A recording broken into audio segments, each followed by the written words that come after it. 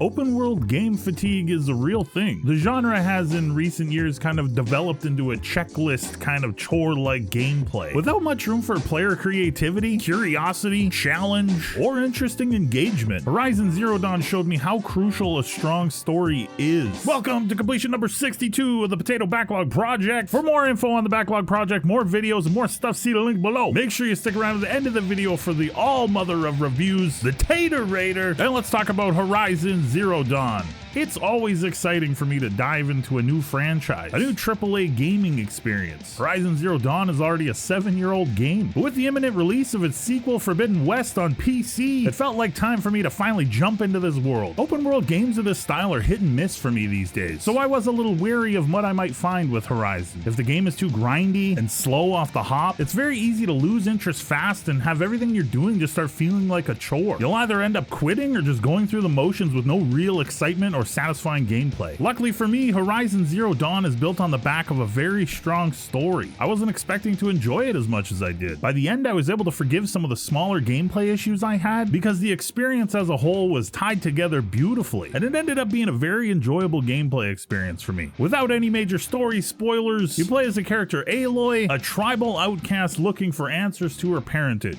The story starts with Aloy as a baby and moves through some of her childhood years. This sequence is used as a bit of a gameplay tutorial, but also sets up some key story elements. Aloy also finds the focus technology as a child, which kind of sets her apart from the norm right off the bat and becomes a key gameplay element in the story moving forward. You then get the chance to watch a Rocky training style montage, which time jumps to Aloy being 19 or 20 years old, and you're presented with the chance to join the tribe and not be an outcast anymore. This section of the game feels a little bit slow when you're playing through it, but you later realize how important it is to experience these things with the character. The catalyst to start you on your real adventure does finally hit, and you set off into the wider world to unravel its mysteries. The world of Horizon is a mixture of primitive like tribes and cultures. Religion and God are the center of their belief structures. There are of course well-intentioned people and straight up evil ones as well, like evil. Contrasting that are mechanical beast-like creatures that freely roam the land. Obvious advanced technology that doesn't really make sense or fit with the current advancement level of the people that occupy the world. It's interesting and mysterious right off the start. This dynamic alone does a good job of driving the gamer's curiosity to discover more about the world they're playing in. The biggest chunk of your time will be spent fighting the beasts of Horizon. The battle system ended up being a bit of a split bag for me. It does do a lot of things right and can be very fun at times. There are different ways to engage and approach fighting. The different options helped it feel varied enough that it stayed exciting for me throughout the playthrough. The weapons vary from ranged bow and arrow variants to trap type weapons and the rope and trip casters. Melee combat has Aloy using her spear, and you also have an assortment of single-use traps you can set alongside some resistance boost style potions. You're then kind of tasked with each encounter deciding whether you want to engage stealth-wise or all out running in battle. The basic idea is each animal has some sort of weakness and a weak spot for you to exploit. Your focus reveals information for you, including patrol patterns and elemental weaknesses. The early game has you learning about the different beasts, developing different strategies to approach the fights. Should you sneak around, set traps, try to pick them off one by one, figuring out and learning which armor pieces to break off to expose the weak points on the beasts. The early game is also where you'll become proficient at cycling through all your options efficiently, and combat that starts out feeling a little overwhelming begins to feel a little more natural and flows a little bit better as you play. You eventually unlock the ability to tame some of the creatures, which even affords you the chance to use some of them as mounts. I was pretty happy with how these handled. They became a necessity to exploration in the mid to late game. My only wish is that once you unlock that option, you could have a personal beast of your own and not have to tame a new one every time you needed a new mount. Beasts that you can't mount can usually be made to fight alongside you. This can help create distractions to get through larger herds or help you take down larger enemies in new and creative ways. As you progress through the world, you do end up having to fight a lot of human enemies as well. And this for me is where the melee options of the battle system fell a little short. The biggest missing piece is the inability to block or parry any of the enemy's attacks. This feels like a pretty big omission to me for the style of combat they were going for here. You can dodge, run, slide, and jump freely, but the enemies themselves can freely block you, so the up-close action and interactions never felt as fluid or intense as the beast battles. It never really made sense to me, and it feels like the biggest miss of the entire game. I understand not being able to block or parry a giant metal beast, sure, that makes sense. I'll dodge, run, and figure out smarter ways to take them down, but another human in this style of game, it should have been an option. As you gain experience and level up Aloy, you unlock new abilities on the skill tree. This is also where you strengthen and upgrade core abilities you already have. This all felt like pretty standard stuff. These type of skill trees can work for me really well at times, and be enjoyable rewards for leveling up. But some of these unlockable abilities would have served the game better as core moves just given to you right off the start. Jumping off your mount to attack, for example, you could play the whole game and not have that option unlocked, like me. But this is supposed to be a character that trained from childhood to adulthood to be physically proficient at hunting and surviving in the wild. Stuff like upgrading your medical pouch, foraging upgrades, sneaking around, multiple arrow upgrades, all that stuff works fine. But you can't tell me Aloy wouldn't just jump off the back of a beast right off the bat. Outside of the melee omissions, the fighting was fun. There's a concentration meter where you essentially slow down time while aiming your bow. This helps with the tight precision needed to consistently hit headshots and knock specific armor pieces off while in the heat of battle with multiple enemy types. It also comes in handy when you quickly need to pick off rabbits, rats, and boars if you're low on certain crafting materials. The crafting system itself was a little convoluted. The inventory management menus of this game were not built for the amount of different types of items they throw at you. They did give you the option to make searching for specific items and actual quests, which helped when I wanted to craft or find certain things. For me, they just didn't do a great job of making any of it really feel all that valuable. There were so many different types of things that I just stopped reading what I was picking up and just started paying attention to the color rarity that it was. The menu options to sort for selling things were also abysmal. The merchants you sell to in-game also offered different items, weapons, and armors for sale. The assortment of weapons and armors in-game was also a little bit disappointing. All merchants always seemed to have the same things for sale. Once you had the purple level weapons and armor, you were kind of set, and I came to find there was no real reason to search or look for more. Horizon Zero Dawn spends the first half of the game building the world and lore around you, personal stories and challenges between the characters you meet. It slowly works to bring you into the main conflicts between different peoples of the land. During your travels, Aloy is constantly kept motivated to unravel the mysteries of her past, but it isn't until about the halfway point of my playthrough where it all really kicked into high gear. Then there's this strange mixture where you're kind of involved in two very different storylines that end up intertwining in the end and resolving in a satisfying and spectacular way. I spent about 30 hours with Aloy in Zero Dawn and still had a good chunk of side quests and exploring I could have done when I completed the game. There is a new game plus mode for completionists and achievement trophy hunters, and the value for experience and time spent in this world and with this game feels on par for a AAA single player experience.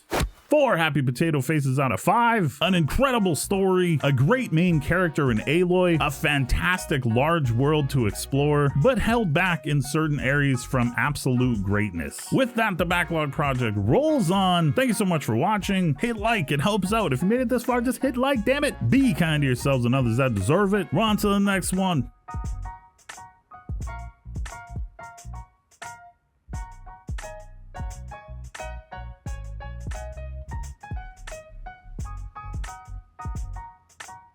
Make sure you stick around to the end of the video for the all mother of raiders.